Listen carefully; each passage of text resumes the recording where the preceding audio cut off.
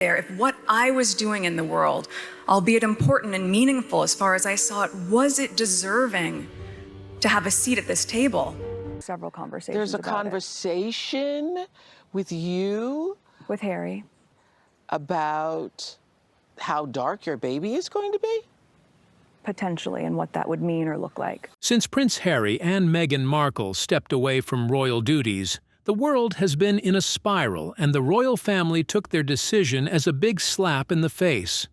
Now, with tensions already high and emotions running deep, things might be about to get even messier.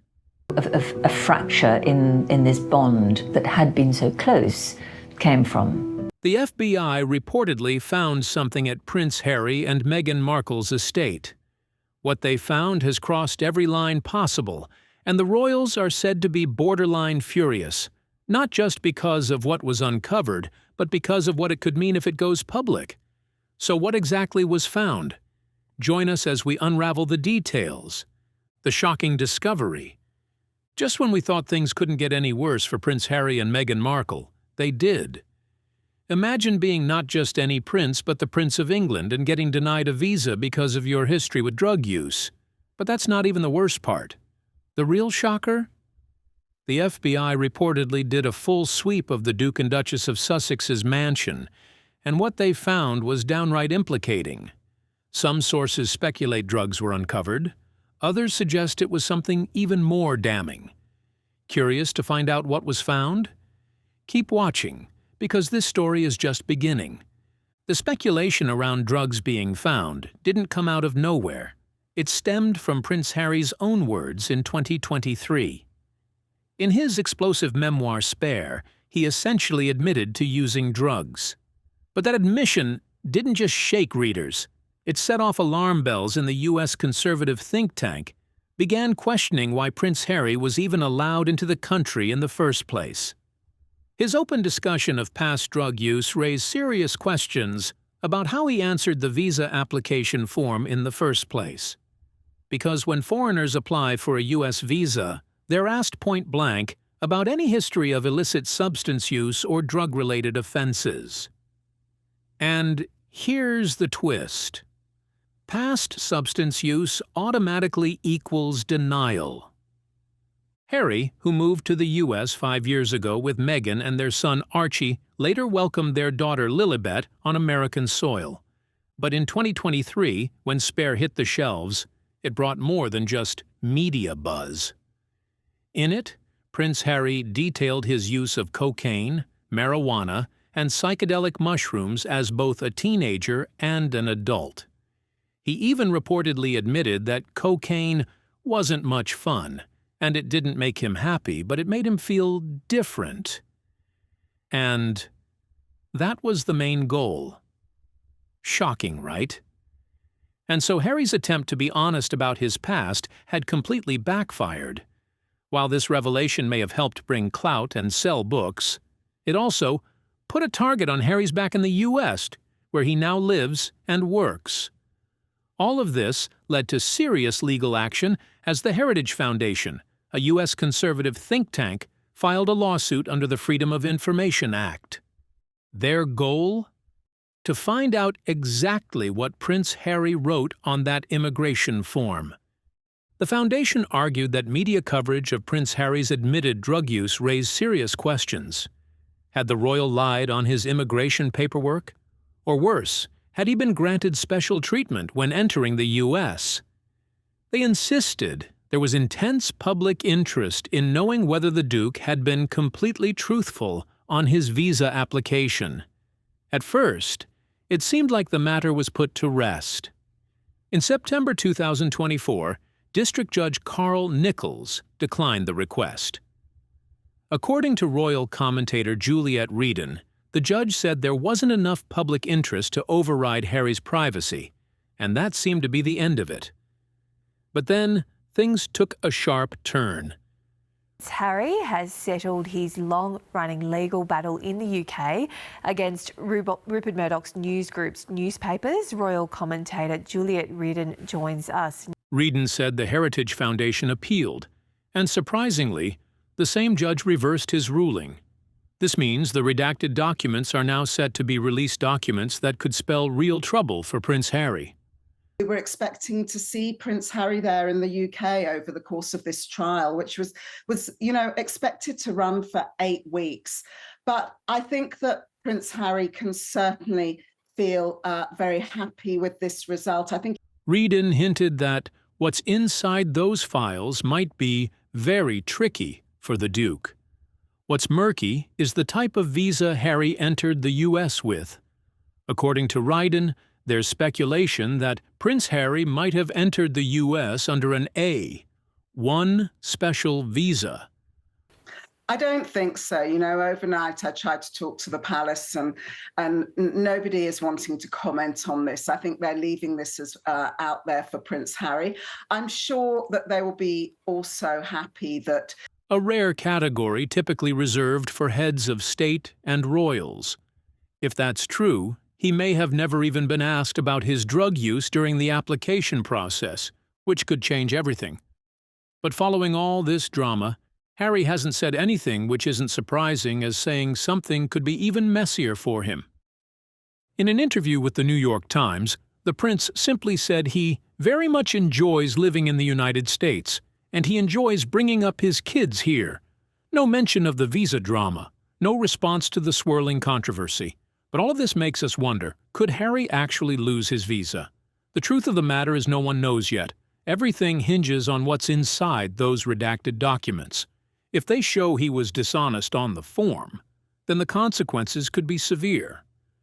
As for former President Donald Trump, his comments on the matter have been somewhat vague. Harry is whipped. Do you know the expression whipped? I'm familiar with the phrase. I won't use the full expression. But Harry is whipped like no person I think I've ever seen. I'm not a fan of Meghan. Yeah. I'm not a fan. And I wasn't right from the beginning. Same I think to poor you. Harry is being led around by his nose, okay? You think he's going to win? Reardon said that back in March of last year, before being re-elected, Trump told UK politician Nigel Farage that Harry should not receive special treatment, and if he lied, appropriate action would be taken. But fast forward to February this year, and Trump's stance seemed to shift. Speaking to the New York Post, he said he had no intention of kicking Harry out of the U.S., stating, "I don't want to do that. I'll leave him alone. He's got enough problems with his wife. She's terrible."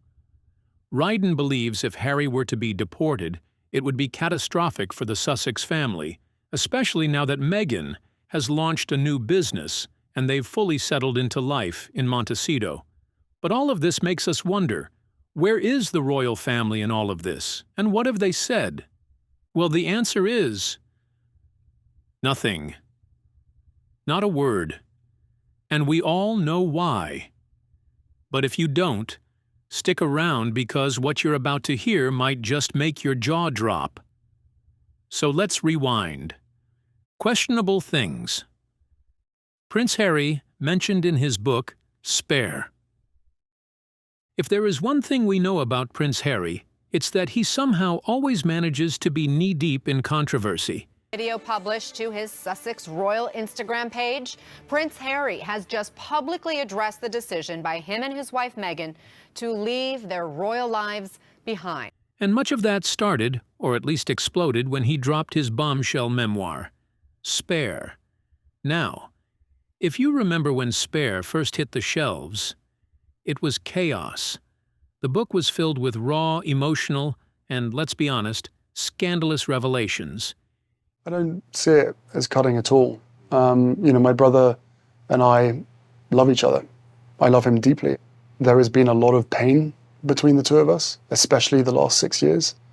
None of anything that I've written and anything I've included is ever intended to hurt my family. He didn't just share his own personal struggles. He exposed the messy underbelly of royal life. And the royal family, for one, did not appreciate being thrown into the spotlight like that. No negative story was ever planted with me. And I was the royal editor of the Mail on Sunday and the Sun, two of the biggest tabloids. This book is one of the major reasons why the royal family has chosen to remain silent in the current storm Prince Harry is facing. They've been burnt before, and they're not looking to get dragged into more drama. You'll be on the side of Harry and Meghan and think, wow, they had to put up with a lot and I'm on there. But for those not up to date, let's get you caught up real quick. Back in July 2021, Prince Harry announced he was writing what he called an intimate and heartfelt memoir. And from that moment, Buckingham Palace was reportedly bracing for impact. There's a lot that I can forgive, but there needs to be conversations and then in order for reconciliation, and part of that has to be accountability. Fast forward to its release, and oh boy, were they right to worry. The book didn't just ruffle feathers, it plucked them clean. Spare pulled no punches, recounting raw private moments and personal conversations that no one outside the palace walls was ever meant to hear. Take, for example, the jaw-dropping story shared by The Guardian. Harry also accused his father of cutting him off financially, which we now know actually wasn't true. We now know several things that were said in that interview were not true. In one chapter, Harry dropped a bombshell about a violent altercation between him and Prince William. Those certain members have decided to get into bed with the devil, right? To rehabilitate their image. Yeah. But the moment that that rehabilitation comes at the detriment of others, me, other members of my family, then that's where I draw the line. Yes, his very own brother, whom he refers to as my beloved brother and arch-nemesis. According to Harry, the tension came to a head in 2019 at his London home. William reportedly called Meghan difficult, rude, and abrasive, but he wasn't alone. Apparently, a good number of royals shared the same energy. At the start, it was all smiles. The family had high hopes. By moving to Windsor, Harry and Meghan are hoping to preserve some semblance of normalcy for themselves and for their child, even if you look at the birth of the new baby, whereas Kate Middleton was trotted out in... They thought Meghan and Harry were going to be this dynamic duo that carried the firm into the future. Instead, it played out like a royal disaster movie in slow motion. What makes it even messier is that the late Queen had real faith in Meghan. I think there's a sort of sense of both disappointment and exasperation at the palace that the couple feel the need to keep going on about how miserable they were in their royal existence. At the same time, the couple... According to royal biographer Ingrid Seward, the Queen stood by her, even when Philip, who rarely sugar-coated anything, raised concerns. Reading into the whole situation, Harry wanted out of the royal family a long time ago. He just didn't know how to do it. Because when he was in the army, he said, I do remember ages ago, he said, I just wish I wasn't a prince. Philip didn't buy the charm. He was one of the few who called it early and even found it unsettling how much Meghan reminded him of Wallis Simpson. Yes, that Wallis, the woman who basically flipped the monarchy on its head. So much so, Philip gave Meghan a little nickname behind palace doors. You know, Meghan herself has talked about the challenges of being biracial. She has said, you know, I wasn't black enough for the black roles, I wasn't white enough for the white roles, and I was in the middle as a mixed race. DOW, short for Duchess of Windsor. And it gets deeper. When Wallis married Edward in 1937, she wore pale blue, a respectful nod to the fact that it wasn't her first time walking down the aisle. Meghan?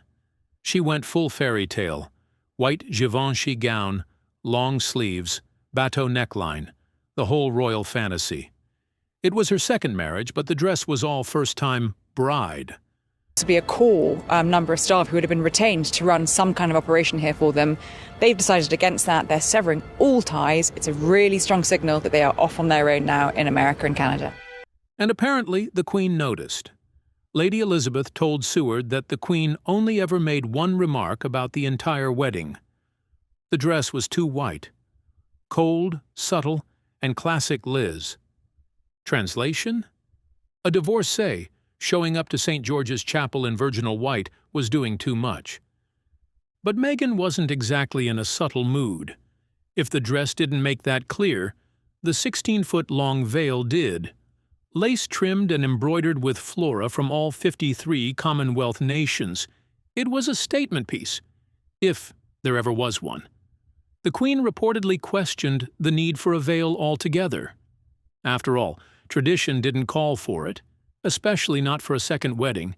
With the surge in gender-based violence, the increased responsibility of unpaid care work, and new obstacles that have reversed so much progress for women in the workplace, we're at an inflection point for gender equity. Even Camilla skipped it when she married Charles.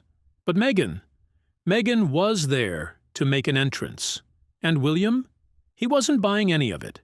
According to royal expert Tina Brown, who spoke to over 100 palace insiders, William had serious doubts. William being trapped in a lifestyle and from which he had been trapped himself and hadn't realized he was trapped. Not because he disliked Meghan, but because he knew Harry. Every time his brother fell in love, Brown wrote, it was an eruption of Vesuvius. Doing some gaslighting himself, frankly, because the fact is that, here he is like selling out his family for money, essentially, when he's talked so often about the agony of being betrayed. And this time, all signs pointed to an explosion. At first, when Harry told William he was planning to propose to Meghan, William tried to wave the red flag. He warned Harry the relationship was moving too fast, and it was too soon to get engaged. And cracks started to show when William tried to discourage Harry from marrying Meghan at either Westminster Abbey or St. Paul's Cathedral. You know, the same venues where he married Kate and their parents had their royal wedding. Coincidence? Or subtle gatekeeping? You decide. Oh, but the royal drama doesn't stop there. Not even close. The Sun, citing a Spanish copy of Spare, dropped another bombshell. I don't see it as cutting at all.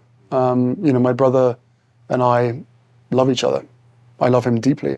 There has been a lot of pain between the two of us, especially the last 6 years. None of anything that I've written and anything I've included is ever intended to hurt my family. Harry claimed that both he and William begged their father not to marry now Queen Consort Camilla. Yes, begged. While the brothers said they'd accept her as part of the family, they allegedly made it crystal clear that they didn't want her as their stepmother. A family built on hierarchy, and with her on the way to being Queen Consort, there was going to be people or bodies left in the street because of that. I never mentioned that they were racist. She said there were troubling comments about there was concern about his skin colour. Right. Wouldn't you describe that as essentially racist? I wouldn't, not having lived within that family. And how did Charles respond? According to Harry, he didn't.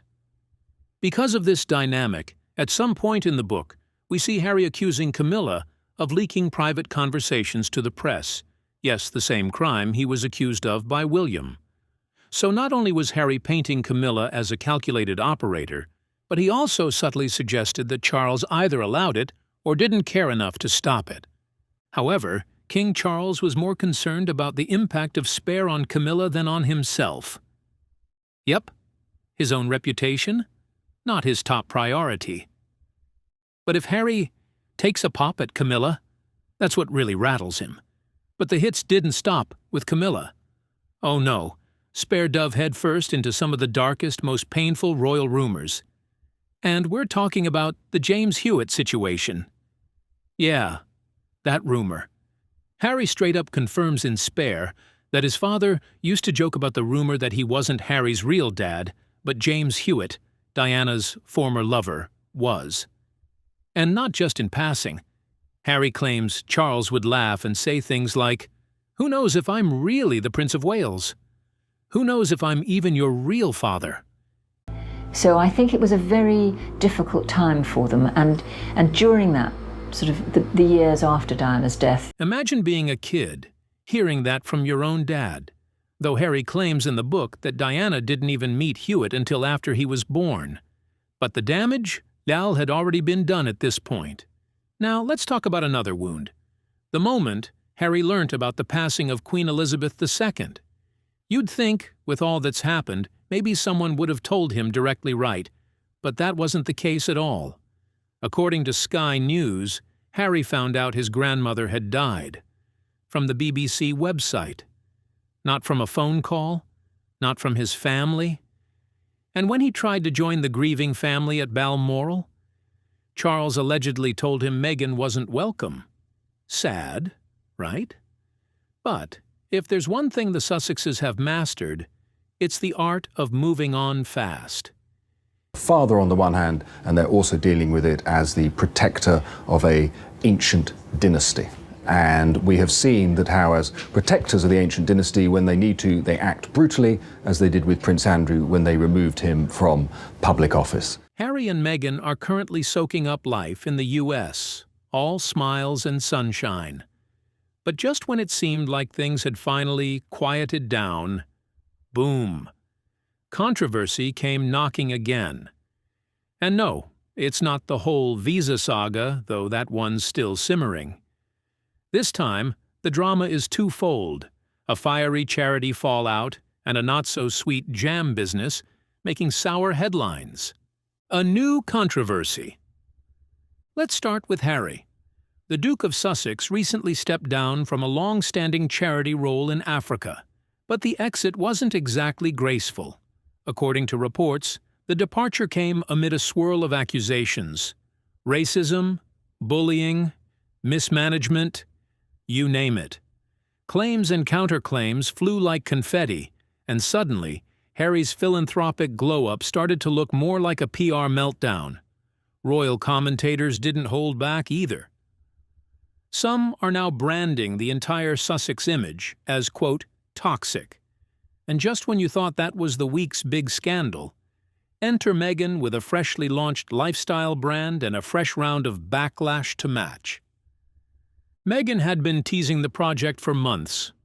First came those bougie aesthetic jars of jam mysteriously landing in celebrity kitchens, each stamped with the name American Riviera Orchard. It was giving aspirational coastal core energy. But fast forward to February 2025, and the name was suddenly swapped for something else. As ever. Soft rebrand? Maybe. But the rollout wasn't smooth. A newsletter finally spilled the tea, or rather, listed the teas, honeys, jams, shortbread, and crepe mixes that As Ever would be serving up. Prices ranged from $9 to $28, and the internet had thoughts.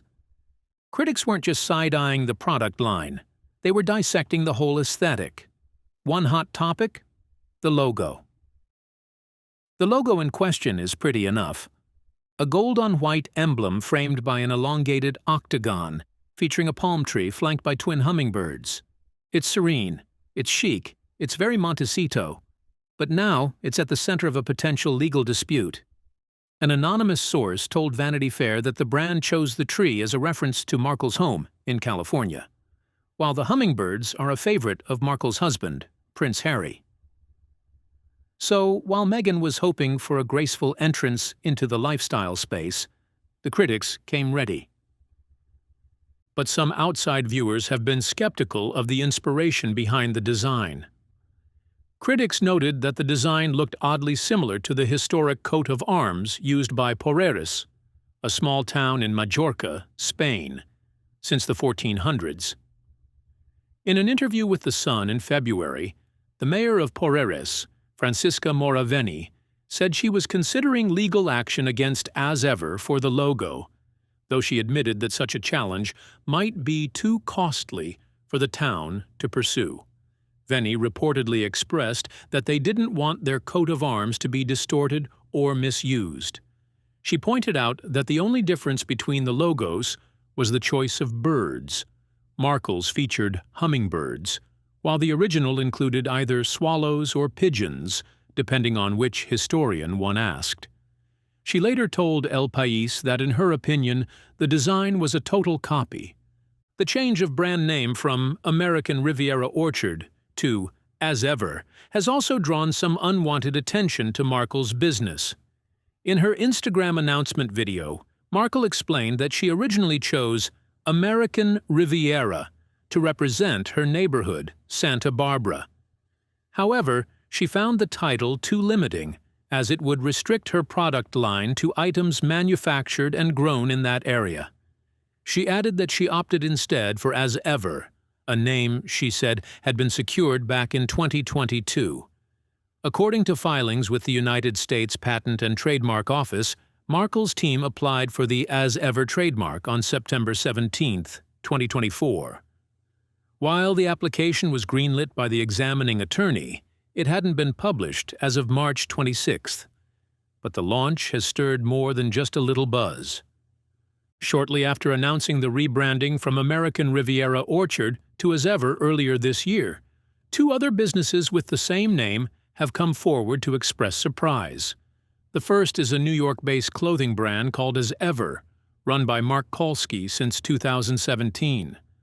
Kolsky, who seemed caught off guard, didn't make a big fuss. He told Vanity Fair that while he hadn't received a heads-up from Markle's team, he wasn't planning on making any changes or taking legal action. If they had intentions of making clothes from the start, then it could have been a problem, Kolsky explained. But they're not making clothing, so I have no interest in having any public forum battle. Jen Corbett, owner of As Ever Photography, took a similar route. Initially, she posted on Instagram saying, "When one of the most famous people in the world starts using your biz name of 12+ years, that you named in honor of your grandmother, seems like they could throw me a lil bone." But after some thought, Corbett deleted the post and clarified that while she had a little fun with the situation, she had no interest in fueling a public feud. "I'm not about hate-mongering against her," she explained. Yet it's not just the name that's causing a stir. As Ever has also faced backlash for its marketing tone. The brand's website features the bold statement, "As Ever's more than a brand. It's a love language." Meanwhile, Markle's newsletter includes the description of the raspberry spread's packaging, suggesting it could be reused to hold love notes or special treasures. Margaret Hartman, senior editor at The New Yorker, couldn't resist a jab, commenting that Markle's big idea seemed to be rinsing and reusing jam jars. This snark plays into the ongoing commentary about Markle's Netflix show, With Love, Meghan, which drew criticism for painting an image of a privileged life in Montecito. One particularly brutal review from The Guardian described it as toe-curlingly unlovable. It's still early to pass final judgment on As Ever, especially considering the brand has only just launched. The question now is, can a line of artisanal jams and shortbread cookies smooth over the growing list of controversies? Only time will tell. What do you think about all of this drama unfolding in the royal family? Do you think Prince Harry will find his way back into the fold, or do you think otherwise? Share your opinions with us in the comments section. If you enjoyed the video, like, share, and subscribe to our channel. Also, click the following video on your screen, and you will enjoy it.